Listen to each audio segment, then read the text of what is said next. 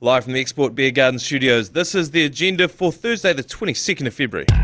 The Agenda, an alternative commentary collective podcast. Good morning, Lane. Welcome back into the podcast. Oh, great to be here. Is it? You don't seem too fired up this morning. There were a couple of things that didn't go our way last night. Let's start straight away with the cricket, and here's how it sounded at the end. 4 required from one ball. Can he do it? It's full. It's driven through the onside. And it's into the goal. Oh, fuck! They've won the game, Australia! Motherfuckers! Oh, Jesus. The Radio Hodaki social team spent a good hour this morning trying to edit around you swearing so that they could play that highlight out on air amongst Jerry trying to commentate the actual ball. But it was just raw emotion. It was passion. It was how you actually felt in the moment, and that's what the ACC do, isn't it? Yeah, look, I mean, and immediately afterwards I apologised and then retracted my apology because it's like, it's when you get the chance to beat Australia and you just miss out like that is just so gutting. So gutting, and there's so many moments in that match where you think, obviously Mitchell Starc stood on the rope in the first 5 overs, and for some reason they replayed it, and it was obvious that it was close, but they just moved on. No. It was weird. I know, because if someone was out, you'd be reviewing that, 10 different times. And on the commentary, you go, Jeremy said, well, I hope that doesn't come back to bite us at the end. And what do you know? Well, this is the thing. We lost by 1 run, and any time you lose by 1 point, run, whatever, in a sport, you start pouring back over everything, like every missed shot, every missed opportunity. So like you say, there's the foot on the rope. There were 3 wides bowled by Southee in a row to start an over. I don't think Ish quite had it dialed in. I think Glenn Maxwell was in our heads for a while there because I think the majority of the wides were bowled against him. It's because he dances around like an absolute lunatic on the crease. Yeah. And so you don't know what he's going to do. Is he going to switch hit? Is he going to walk to covers and then hit you over? So he would be a terrible dude to bowl against. Yeah. Absolutely terrible. But there was some ray of sunshine in that game, and that is a return to form of Devon Conway. Yes. Ravish and Rick Ravindra struggled early, but they went on to get 50 as well. 68, I think he finished on. Some sweet hitting. And it was like, this is what we've been saying this whole time when they've been like, oh, he's not going to be in the T20 team, or he didn't get a massive price tag at the IPL, this and that. It's like, I've seen him play cricket. Yeah. It's no different. The dimensions are the same. The bowlers are the same. Like the format, I think we get a little bit too carried away with the difference between ODIs and T20s, Yeah. And even Tests. Like Travis Head opens or, plays in all of the formats for them because he's a good batter. And Ravindra's a good batter. Yeah, he is. And it was good. But I felt like Australia had an off day and we still couldn't beat them.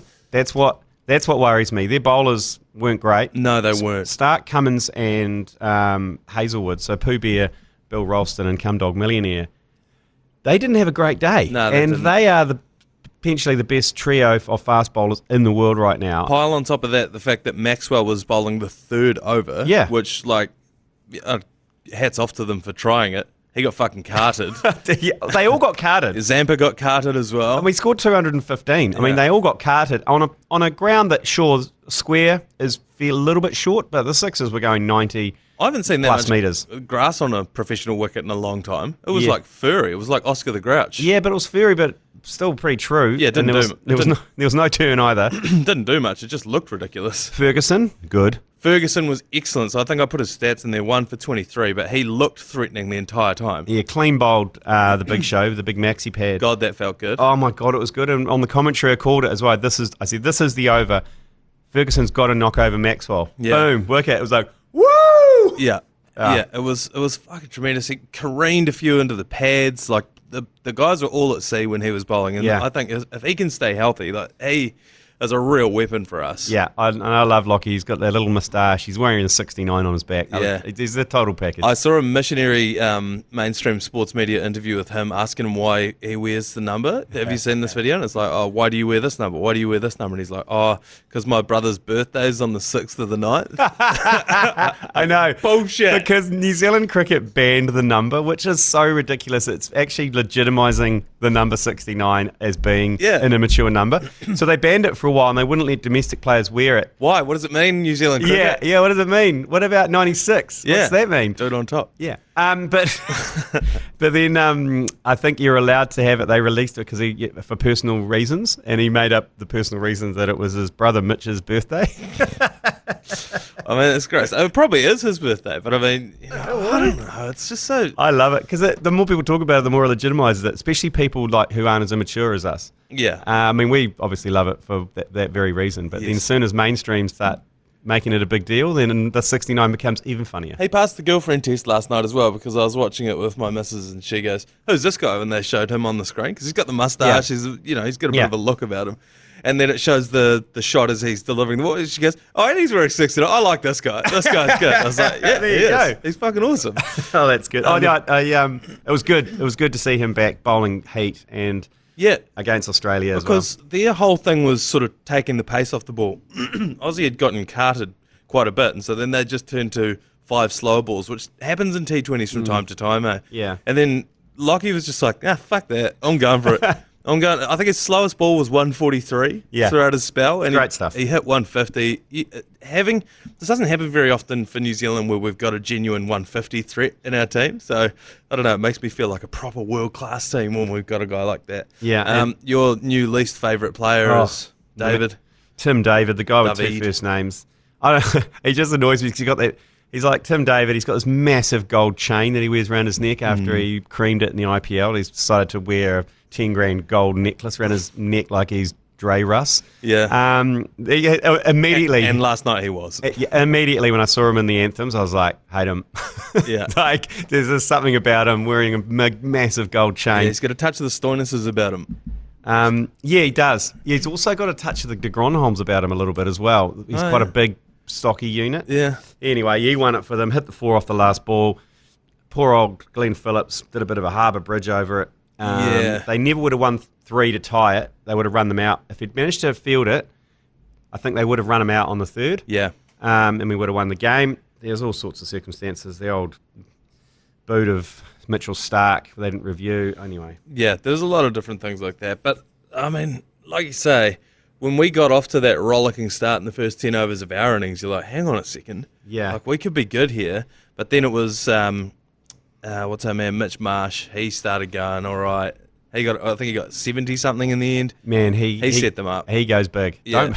On his pads, boom, 6. And they are big hits. He's a big unit. They were massive. It was great to watch. It was a great game. Anyone who went to the Cape Town would have enjoyed that. I mean, New Zealand hit 13 sixes. I think Australia probably hit an equal amount of sixes. Yeah. I'm surprised that they haven't, fenced off the first 20 rows of the stadium just for safety reasons.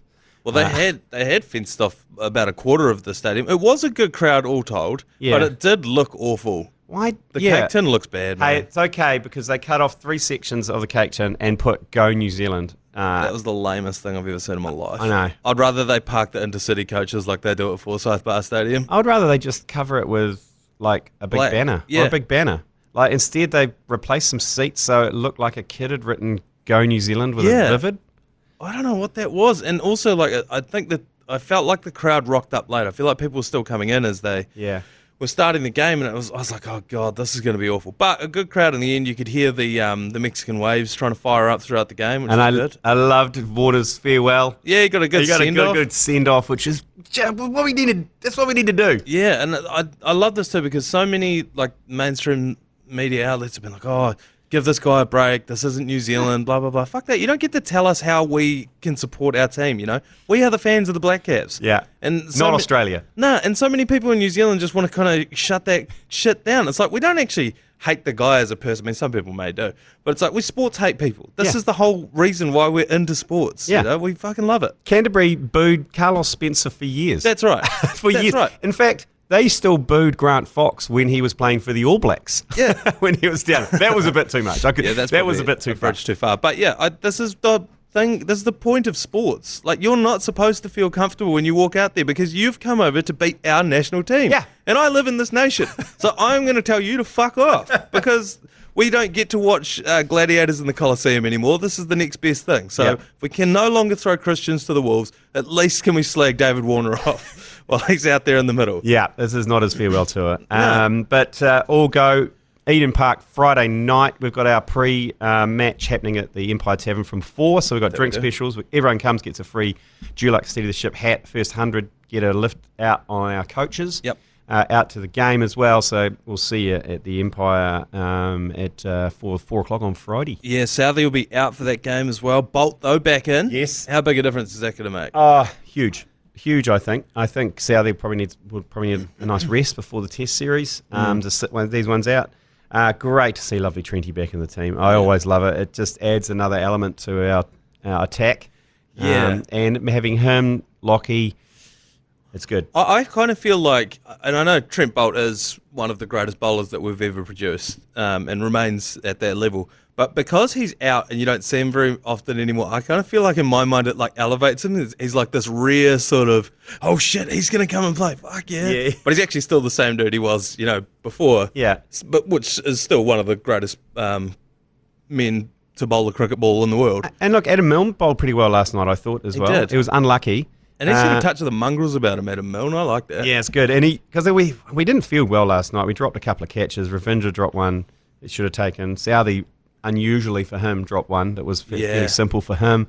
And then there was the odd fielding blunder. But I just so wish, that's why at the end of that commentary I was so pissed off, because it would have set us up so well for this weekend, because all the pressure would be on Australia. And with a hostile Eden Park crowd for both days. Yeah. Instead, they can come with a bit of BDC into this game, knowing that New Zealand are desperate to win it. And I hate it when they have us over the barrel like this. That's why I dropped that massive F-bomb at the end. Yeah. So I was like, God, that was our opportunity. Damn it. To really mount some pressure here. And if we could win the T20 series, that gives us a bit of confidence going into the tests as well. Yeah, and I guarantee they would have sold another 10,000 tickets, on that back of that win. Park. Yeah. Yeah. And because New Zealand, the kind of layperson likes winners. Yeah. Not the cricket fan. So I don't know. Yeah. Yeah. It is a bit disappointing. It was a great game despite that. Yeah. I mean, if it wasn't Australia, I would be stoked about it. Yeah. But it's Australia. I watched it at home. I was enthralled right to the last ball. I watched the mainstream coverage commentating team. They had about 9 commentators, and they were swapping through at a rate of knots. Well, they had BJ, didn't they? They had Brendan Julian. Yeah. Macca, Scotty, Katie Martin. Katie Martin, who was putting the boot into David Warner. Good. As she should. Good. Yeah, because she really gives a shit, and she hated him. And I don't know, there was people trying to tiptoe around the fact that there's obviously been a word come down from on high. Hey, this isn't how we do it here in New Zealand. But it's like, we fucking do. I did like, actually, David Warner. You know what? Sometimes I'm actually quite endeared to David Warner, because the way he kissed his fingers to the crowd, he went, mwah, mwah, like they're all booing him, and he's just like, mwah, mwah. Yeah. That's a sign of respect that we're doing that, because we fear you a little bit. But. Yeah, that 100%. You do not boo shit players. No, you don't. So it is a sign of respect. Yeah, and they rested Steve Smith as well. Steve Smith didn't even make the team last night. That's terrifying. I know, and we talk about Bolt being back in. Excuse me. But Steve Smith being back in, does that almost cancel Bolty out? No.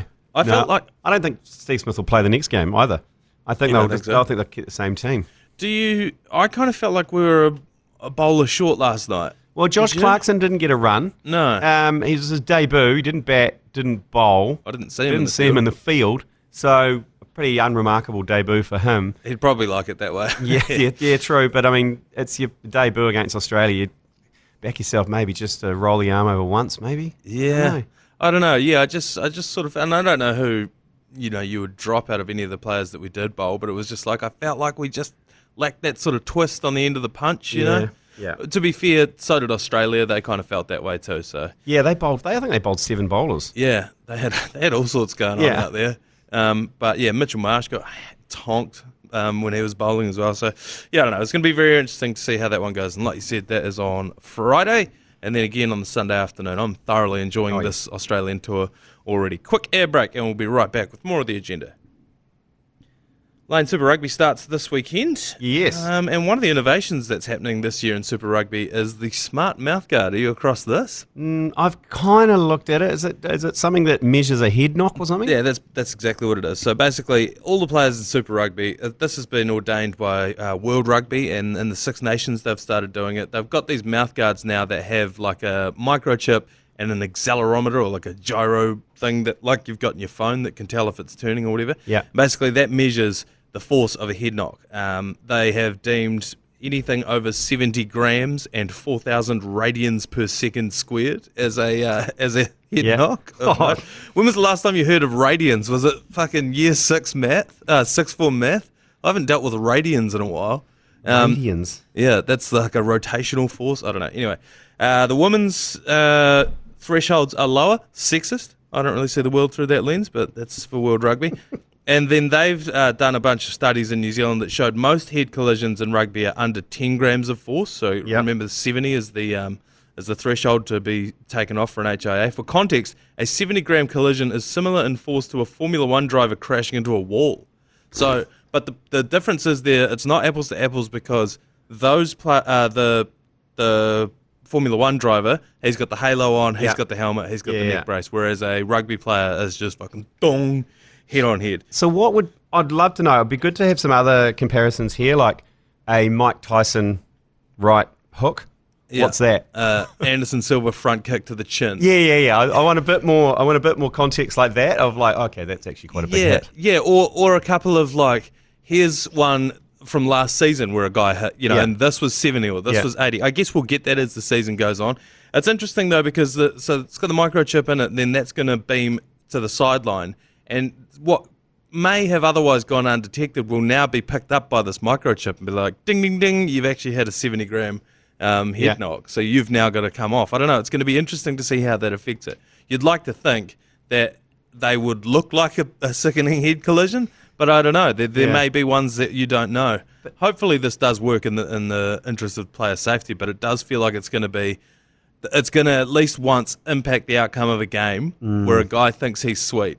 So then the obvious questions are like, well, what about, because some guys don't wear mouth guards, and I know it is the rule that you have to, but some guys just fucking don't. Yeah. If you don't wear a mouth guard and you receive a head knock, you're not eligible for the HIA. They will not assess your head injury. You're just gone for the game, and they'll sort you out after the game. So that's sort of the repercussions if you don't wear it. The other problem is there's some dudes. Tate McDermott's come out and said he can't breathe through his nose because it's so fucked up. Right, so he's saying it's restricting his breathing. These things are massive, and it's like a proper microchip. This is version 1. I presume the microchip's going to get smaller, but these mouthguards are enormous. And Are it's they? Like, yeah. Well, not enormous, but like they're pretty big as far as mouthguards go. They look bigger than like your normal, the one that you chuck in your coffee mug. And so everyone has to wear them? Yeah, everyone has to wear them. And so part of the deal with Super Rugby was you'll all get them 2 weeks early so that you can train with them and get accustomed to them. But the Aussie guys have only just received theirs like yesterday. So I think most of the Aussie teams won't be wearing them in round 1. So right, there's a little bit of it's a little bit contentious. It could just be the Aussies having a bit of a bitch. But yeah, I think it's quite funny that Tate McDermott's snout's so fucked up he can't breathe. We should try and get our hands on one and just see what everyday life, how many head knocks we take. That's a great point. Yeah. Like on a Saturday night, going out and coming. Oh man, I got a 70-gram knock last night. What happened? We could get the little trackers that they have in the back of the jersey, the heart rate monitors, see how much distance, and then just track us on a night out. It'd just be like at one point, Lane received a 120-gram knock to the head from Joe Jury in a boxing ring that was set up for a promo outside our studio. Let's not talk about that. My rib is still not recovered from that. So yeah, it's going to be interesting to see how that one goes. Sticking with rugby and bringing back Breakdown the Breakdown, one of my favourite segments where we break down the mainstream sports media. Headline in the Herald today, can England's bold move towards alcohol-free rugby zones inspire a New Zealand overhaul? Gregor Paul has written this one because over in Twickenham, they have now got alcohol-free sections of the stadium. He thinks that is going to bring crowds back to rugby. Okay, I'm going to give you one example. Yep. Wellington Sevens.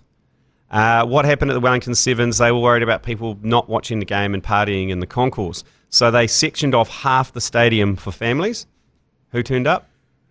No one. Yeah, this is not the solution. It's like, what is everyone's gripe about going to sports fixtures?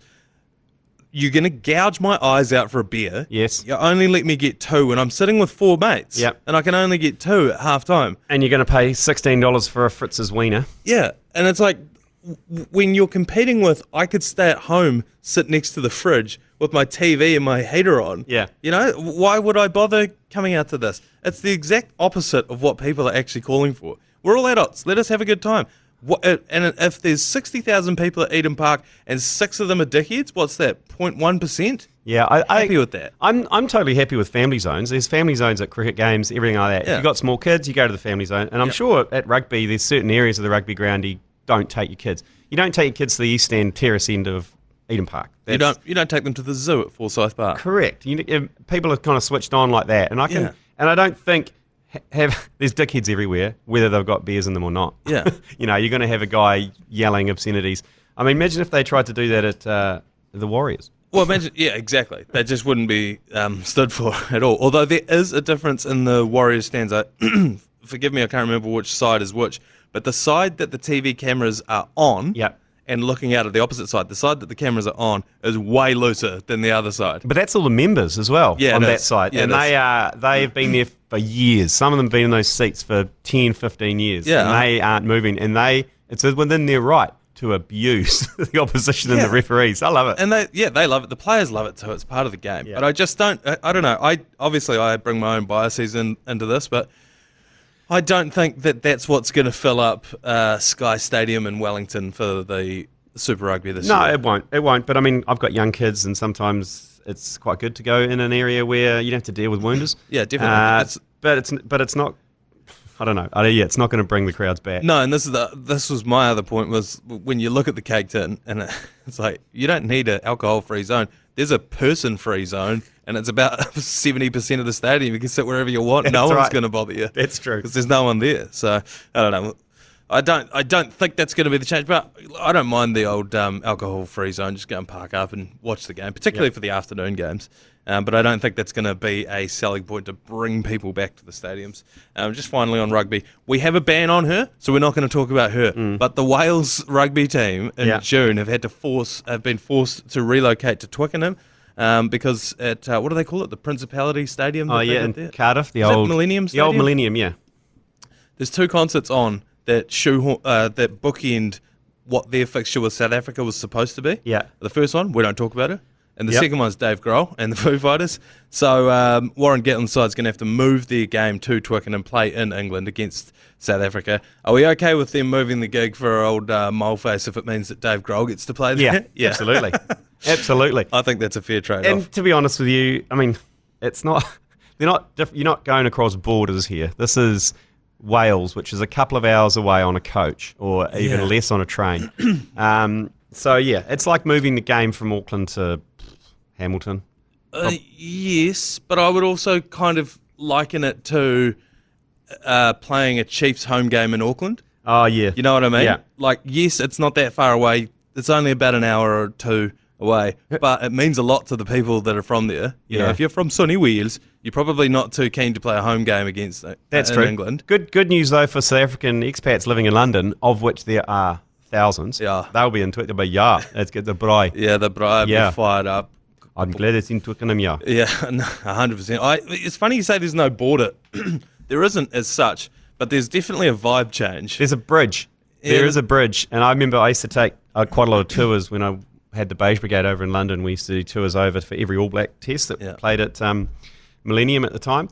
And it was always the standard gag that when we got to the bridge, I'd get on the microphone and go, "Hey, so everyone, can everyone get your passports ready?" And you see most of the bus like, "Are you fucking kidding me?" And they're all like, No one told me I need a plane. There's this huge panic. The half the bus are kind of sniggering. The rest of them are in a massive panic. And they're like, nah, it's just the bridge. I didn't know that when I went over there. I was like, I don't know what the fucking deal is. Like, it's a country, but it's not a country. I don't know what the situation is. But one morning we were sharing and we'd gone from one farm to another and we'd crossed essentially what's their border. It's not really a border, but we'd just gone into Wales and we stopped at the petrol station. One of the guys I was with was trying to make a coffee in the old self-serve machine. Couldn't figure it out.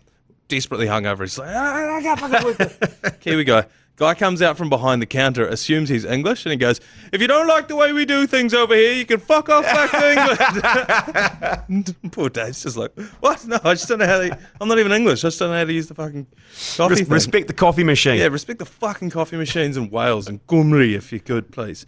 All right, time for one more quick ad, and we'll be back with another edition of Yours, Please. Last night during the T20 lane, we have the function on the iHeartRadio app where you can press the button and send through a little bit of feedback. Unfortunately, T20s are so hectic, particularly last night's one, that we couldn't get around to them last night. So there's a couple that I thought we'd better mop up today with another edition of Yours, please. Brought to you by Leader, home of the lasagna topper. So, someone's done exactly that. Listener, yours, please.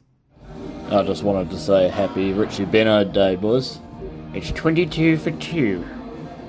It is. This is the 22nd of February today. Oh. Richie Beno Day. Oh, I didn't know that. Oh, that's a nice message. I'm a big fan of people still showing up to Australian cricket games dressed as Richie Beno. Well, they're the Benos. They're famous now. They pick a certain day in Melbourne, and about 3,000 or 4,000 of them dress up in the wigs with the big blow-up microphones and do the Beno Day. The beige suits. Yeah. I'm a big fan of that one. Another listener here. Caller, yours, please. How come you also call the sexy camel the mangroves? This is a good one. This is a good point. Why is this Allegedly had a uncontrollable rooting system similar to a mangrove, but that's neither confirmed nor denied. Yeah. Okay. I had another mate at school called Mangrove. I've heard of people being called Mangrove before, yeah. Yeah, I had a mate at school called Mangrove. He had a dangerously uncontrollable rooting system. Uncontrollable. And one more, listener, yours, please. Mark Watson may be many things, Manaia, but he is not a fucking great broadcaster. Did you listen to the podcast yesterday? Yes, yeah. A Watto.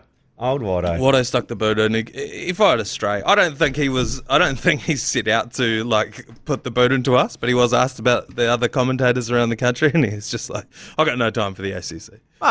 And rightly so. And we've got no time for Watto. So apart from you, who think he's a great broadcaster. Look, we're open to feedback here on the Agenda podcast. So thank you for sending that one through, and I'll retract it. And look, we've got commentary in our name. Yeah, but really, are we? Are we commentators? I don't know. Commentary adjacent. I don't know if anyone would accuse us of being genuine commentators. All right, just before we knock this one on the head for today, Lane, I'd like to mop up some of the headlines of the day that aren't necessarily sporting related. This one really caught my eye. This is leading on almost every news outlet this morning. Some parents are outraged after young children were exposed to highly detailed and graphic sexual booklets inside an Auckland community centre regularly used by kids. It has led to Auckland Council apologising and saying the booklet was clearly not age appropriate for children and shouldn't have been on display. The 36-page booklet titled Gay Sex and Risk, The Basics of HIV Prevention for Gay Men featured images of male dolls in numerous sex positions, including on the front cover. If you flip over the next page... I'm looking at the contents. You're looking at the contents? Has anything caught your eye on the contents? Yeah. Obviously, they start with an introduction. Yeah, the introduction's good. What is HIV? Yep. Standard. Then now straight into fucking. And then the next chapter, Kev, my boyfriend, and I fuck without condoms.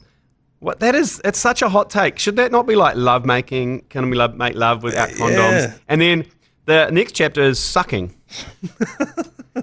And then another chapter is sex play and HIV. So it's like, I'd love to read that chapter. How to work around. Yeah. It's a workaround. If you've got HIV, there is a workaround. Yeah. It is particularly aggressive. I just don't know how this thing was left out on the coffee table. Oh, mate. It gets even better. It's obscenely biological. Yeah. But it's also... I want to read it. Have you seen the pictures of they do illustrations with action men dolls? It's tremendous. Obviously, a great piece of text, and if it can help some people stay safe, then so be it. There needs to be a pretty clear guideline as to where you don't leave this book sort of lying around. This is one of the great stories. Go and have a look at that one. You would have been served it already on your social medias or on your news as you browse it this morning. that one really caught my eye. All right, let's knock it on the head. Tomorrow we'll be back with a Friday edition, a preview of the second T20 against Australia. and a preview of the weekend sporting action, of which there is heaps. So we will see you then for another edition of The Agenda. You've been listening to the ACC's Agenda podcast. For more episodes, subscribe on iHeartRadio or wherever you get your podcasts.